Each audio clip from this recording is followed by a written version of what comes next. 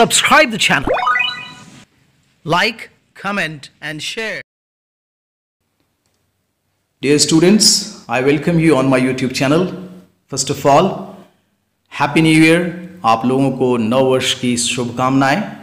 आज मैं डील करने वाला हूं interlude, miracle and mystery play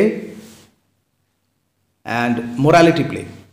आइए हम लोग देखते हैं एक एक करके ये क्या होते हैं। द मिरेकल प्ले और द मिस्ट्री प्ले। यहाँ मिरेकल प्ले और मिस्ट्री प्ले के बीच में मैंने और लिखा है या लिखा है। इसका मतलब यह है कि दोनों में बहुत ज़्यादा डिफरेंस नहीं है और ये आपको बहुत अच्छे तरीके से समझ लेना है। The miracle and mystery plays are often create a confusion. ये क्या करते हैं, बहुत कन्फ्यूज करते हैं रीडर्स को। व्हेन ट्राइंग टू नो, जब आप जानने की कोशिश करेंगे अबाउट देम सेपरेटली, अलग अलग, however it would be convenient to understand them together, लेकिन आपको इसको मिलाकर ही समझना होगा। As both of the plays are based on the stories, क्योंकि दोनों जो नाटक होते हैं वो कहानियों पर ही आधारित होते हैं। प्रेजेंट इन द बाइबल और based on the miraculous happenings in the lives of cents. ये जो घटनाएं होती है, कहानियाँ जो होती हैं, वो बाइबल से होती हैं या फिर कुछ मिराकुलस कहानियाँ, यानी बहुत ही विचित्र और जादुई कहानियाँ जो किसी सेंट्स के जीवन पर आधारित होती हैं। दैट लेड टू देयर मार्टिरडम, और उनके शौर्य की गाथा ये सुनाते हैं, और जिसको कह सकते हैं शहीद होना, मार्टिरडम। ठीक है। The miracle play was about the life और एक्शंस ऑफ अ सेंट। जो मिरेकल प्ले होता है वो किसी सेंट के लाइफ में जो एक्शंस होते हैं उसके ऊपर है। Usually about the actions that made that person a saint, और वैसी घटनाएं जिसके कारण वह संत बना। One popular miracle play was about Saint George and the dragon. तो एक कहानी है मिरेकल प्ले जो कि एक सेंट के बारे में है, सेंट जॉर्ज, और ड्रैगन के बारे में, यह इसका उदाहरण है। Mystery plays were stories taken from the Bible. Mystery plays भी बाइबल से ही ली जाती हैं, इसकी जो कहानियाँ होती है वो बाइबल से ही होती हैं। Each play had 4 or 5 different scenes और एक्ट्स, और ऐसे नाटक में 4 या 5 डिफरेंट सीन्स होते हैं और एक्ट्स होते हैं। The priests and monks were the actors. और ऐसे नाटकों में जो मंक होते थे, साधु सन्यासी जो होते थे, और प्रिस्ट जो होते थे, वही एक्टर्स होते थे। ईच सीन और act was performed at a different place, और प्रत्येक जो एक्ट होता था वो डिफरेंट प्लेस पे शो किया जाता था, दिखाया जाता था। In town and the people moved from one stage to the next to watch the play. और लोग घूम घूम कर इसको देखते थे, क्योंकि नाटक भी घूम घूम कर ही किया जाता था दूसरे दूसरे जगहों पे। The play usually ended outside the church, और कहानी का जो अंत होता था, नाटक का जो अंत होता था, चर्च के बाहर होता था, so that the people would go to church and hear a sermon after watching the play. और इसके बाद लोग उपदेशों को सुनने के लिए चर्च के अंदर जाते थे। So this is the basic difference and the similarity between the two. Okay, दोनों में समानता भी है और दोनों में बहुत छोटा अंतर भी है। Now we have interlude. Interlude क्या है? Medieval drama moved from miracle play to morality plays. जो ड्रामा है धीरे धीरे आगे बढ़ा, मिरेकल आया, फिर मोरालिटी आया, टू फोक प्लेज, और फिर फोक प्लेज आए जिसको कह सकते हैं लोक नाटक, टू इंटरल्यूड्स। उसके बाद फिर इंटरल्यूड को परिचित कराया गया लोगों से। Interludes were the last to develop. सबसे अंत में इंटरल्यूड का विकास हुआ है। Initially interludes were closed identified with morality plays. ये एक तरह से मोरालिटी प्लेज से बहुत ज़्यादा आइडेंटिफाई करते हैं, दोनों में बहुत संबंध पाया जाता है। स्पेशली इन सब्जेक्ट मैटर, इनका सब्जेक्ट मैटर जो है मिलता जुलता है। Interludes as the name suggest, जैसा कि नाम बताता है इंटरल्यूड से, came in between events to provide witty entertainment to the audience. ये जो होता था, जब नाटक होता रहता था तो बीच में लोगों को एंटरटेन करने के लिए बीच में इंटरल्यूड को प्रस्तुत किया जाता था, यानी घटनाओं के बीच में। Usually they are very short and used the topic of politics और रिलीजियस इश्यूज, और बीच में जो है रिलीजियस इशू को डालकर, पॉलिटिक्स को डालकर लोगों को हंसाया जाता था। But this was done in a rather funny manner. किस तरह से? हंसाकर, फनी मैनर से। Therefore they are considered as secular farces. इन्हें सेक्युलर फार्सेज भी कहा जाता है, मतलब हंसी मजाक की चीज़। दे वर परफॉर्म्ड बाय प्रोफेशनल एक्टर्स। इन्हें प्रोफेशनल एक्टर्स के द्वारा प्रस्तुत किया जाता था। ईदर बिटवीन द एक्ट्स, या तो एक्ट्स के बीच में, और अ लॉन्ग प्ले और ड्यूरिंग अ फीस्ट, या लंबे नाटक के दौरान, या किसी खाने पीने के दौरान, या जब भोज का आयोजन होता था। वेयर एंटरटेनमेंट वॉज रिक्वायर्ड, जहाँ इंटरटेनमेंट की बहुत ज़रूरत होती थी। Thomas Heywood is the most prominent of the playwrights who contributed a great deal to the popularity of the interludes.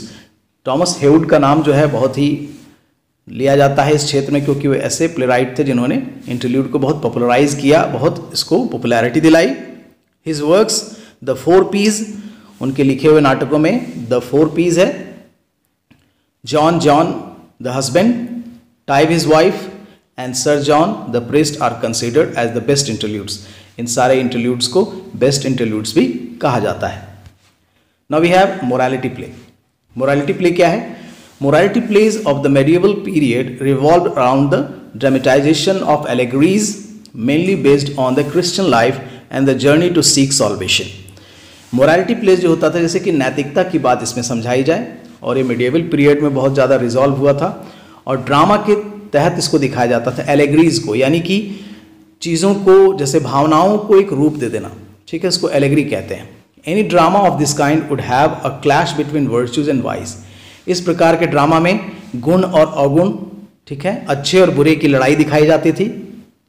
All of these characteristics were personified, और उन्हें personify किया था। पर्सोनिफाई मतलब उसे जीवंत रूप दे दिया जाता, जैसे पाप पुण्य, इन्हें कोई एक्टर जो है पाप बन जाता था, कोई एक्ट्रेस जो थी वो पुण्य बन जाती थी।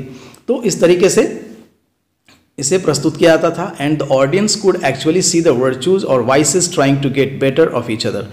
और जो पर्सोनिफाइड कैरेक्टर्स जो होते थे उन्हें आप देख सकते थे, और उनके गुण को, उनके दोषों को trying to get better of each other, और एक दूसरे से बेहतर साबित करने की कोशिश करते थे। This was a revolutionary improvement in the medieval drama.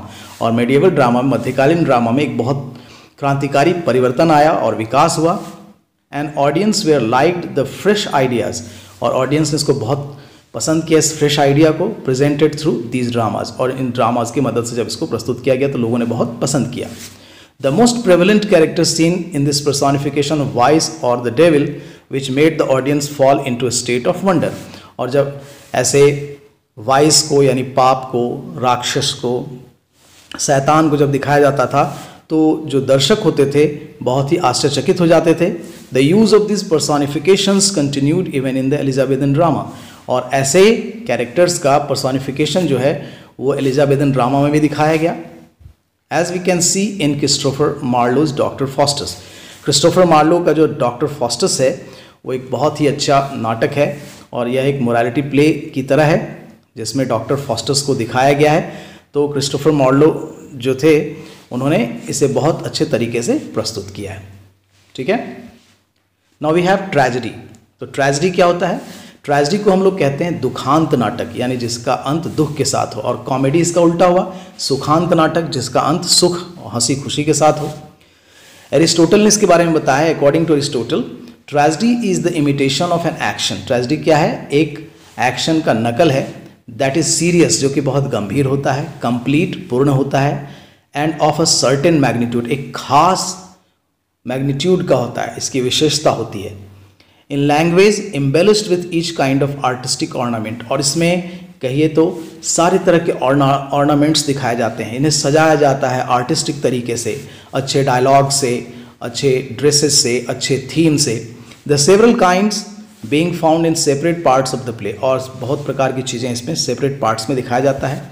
In the form of action, action के तहत, नॉट ऑफ नैरेटिव, केवल नैरेटिव नहीं, कहकर नहीं, थ्रू पिटी एंड फियर, जिसमें दया, करुणा, डर, affecting a proper catharsis of these emotions, और भावनाओं में कैथारसिस दिखाया जाता है। कैथारसिस मतलब डर और दया दोनों दिखाया जाता है। Tragedy consists of many ornaments, इसमें बहुत सारी चीज़ें हैं, आभूषण है इसको दिखाने के लिए क्या क्या, which are found in the various parts of the tragedy, जो कि ट्रेजेडी में अलग अलग पार्ट में दिखाई पड़ते हैं। The most important features of tragedy is that it is performed, इसे परफॉर्म किया जाता है, इनएक्टेड बिफोर द ऑडियंस, लोगों के सामने एक ड्रामा के रूप में प्रस्तुत किया जाता है, and not narrated by someone, और किसी के द्वारा कहा नहीं जाता, इसको एक्शन से प्रस्तुत किया जाता है, ठीक है। The actions in a tragedy are meant to arouse the twin emotions. दोनों भावनाएं साथ साथ आती हैं जब कोई ट्रेजेडी देखता है, तो एक पिटी, दया भी आ रही है और दूसरी तरफ डर भी आ रहा है, fear in the minds of the audience, और ऑडियंस के माइंड में डर भी दिखाई पड़ता है। And thereafter bring about their catharsis which means purgation और क्लिंजिंग। और कैथारसिस का मतलब होता है जब हम उस चीज़ को देखते हैं तो अपने आप को शुद्ध करने की कोशिश करते हैं और अपने आप को सुधारने की कोशिश करते हैं। परगेशन यानी जिसको कह सकते हैं पश्चाताप, और क्लिंजिंग और अपने आप को प्योर करना। So these are the elements of tragedy also. Okay, now we have problem play. Problem जैसा कि आप नाम से ही जान रहे हैं, समस्या नाटक। The term problem play was coined by Sidney Grandy, who used it in the disparaging sense of the intellectual drama of the 90s। यानी 19th सेंचुरी के दौरान इसे बौद्धिक ड्रामा के रूप में सिडनी ग्रैंडी के द्वारा लाया गया। Problem play developed in the 19th century to deal with controversial social issues. और 19th सेंचुरी में इसको कंट्रोवर्शियल सोशल इशूज यानी सामाजिक इशूज को, जो कि बहुत ही कंट्रोवर्शियल होता है, उसे प्रस्तुत करने के लिए किया गया इन ए रियलिस्टिक मैनर, बिल्कुल वास्तविक तरीके से। To expose social evils and ills, सामाजिक बुराइयों को दिखाने के लिए। And to stimulate thoughts and discussion on the part of the audience, और लोगों के बीच में एक जागरूकता फैलाने के लिए डिस्कशन के थ्रू। हेनरिक इब्सन और Norwegian dramatist influenced it so much. इस प्रकार के ड्रामा को बहुत ज़्यादा इन्फ्लुएंस हेनरिक इब्सन नाम के एक नॉर्वेजियन ड्रामेटिस्ट ने बहुत प्रभावित किया इस ड्रामा को। G.B. Shaw defined it as the presentation in parable of the conflict between man's will and his environment। George Bernard Shaw ने क्या किया, इसे डिफाइन किया एक दूसरे तरीके से, presentation in parable of the conflict, एक तरह से संघर्ष दिखाना, मैंस विल मनुष्य की इच्छाओं के बीच में, एंड हिज एनवायरमेंट और आसपास के एनवायरमेंट से क्या दोनों के बीच में कन्फ्लिक्ट होता है, इसे दिखाने का काम किया उन्होंने। The play usually ends with a question mark, और ऐसा ड्रामा जो होता है प्रॉब्लम प्ले हमेशा एक प्रश्न चिन्ह के साथ अंत होता है। As the dramatist aims at presenting the problem clearly and effectively rather than suggesting a specific remedy. तो इस ड्रामा में एक खास बात क्या होती है कि ये क्वेश्चन मार्क से अंत होता है और इसका मुख्य उद्देश्य होता है प्रेजेंटिंग द प्रॉब्लम क्लियरली, और प्रॉब्लम को साफ साफ दिखा देना, एंड इफेक्टिवली बहुत ही प्रभावशाली तरीके से दिखाना, rather than suggesting a specific remedy. इसके लिए क्या उपचार है, क्या इसका सॉल्यूशन है, ये नहीं बताया जाता। ठीक है। The problem play is also called the drama of ideas. Problem play को हम लोग द ड्रामा ऑफ आइडियाज भी कहते हैं, because it deals with themes like the problems of religion, of youth and age, of labour and capital and sex. यानी यह विभिन्न प्रकार के आइडियाज को शो करता है। प्रॉब्लम्स ऑफ रिलीजन यानी धर्म की समस्याएं, ऑफ यूथ एंड एज युवा और उम्र की समस्याएं, of labour and capital and sex, साथ ही साथ युवा की समस्या तो हो गई, लेकिन labour and capital and sex, labour के साथ साथ कैपिटल को भी, ठीक है, लाइक मजदूरों की क्या समस्याएं हैं, पूंजी की क्या समस्याएं हैं, सेक्स और सेक्स की क्या समस्याएं, जैसे सेक्स रेशियोज को समझते हैं आप, जैसे स्त्री पुरुषों के बीच की समस्याएं, सेक्स यानी लिंग की समस्याएं। ठीक है। The problem play continued to dominate in the early years, और जो प्रॉब्लम प्ले था वो हमेशा डोमिनेट करता early years of the 20th century also. 20वीं शताब्दी में भी जो शुरुआत के वर्ष थे 20वीं शताब्दी में प्रॉब्लम प्ले का बहुत बोलबाला रहा, यानी कि यह चलता रहा। Some writers like G.B. Shaw, Granville Barker and the like have made significant contribution to the problem play। तो बहुत सारे राइटर्स इसके हैं like G.B. Shaw, Granville Barker and बहुत सारे लोगों ने इसमें कंट्रीब्यूट किया और प्रॉब्लम प्ले आगे बढ़ता रहा। So this way you can understand problem play. These are very important questions from the viewpoint of examination, dear students. So follow these questions. So thanks a lot for watching. Have a good day, and once again, Happy New Year 2021. Thanks a lot.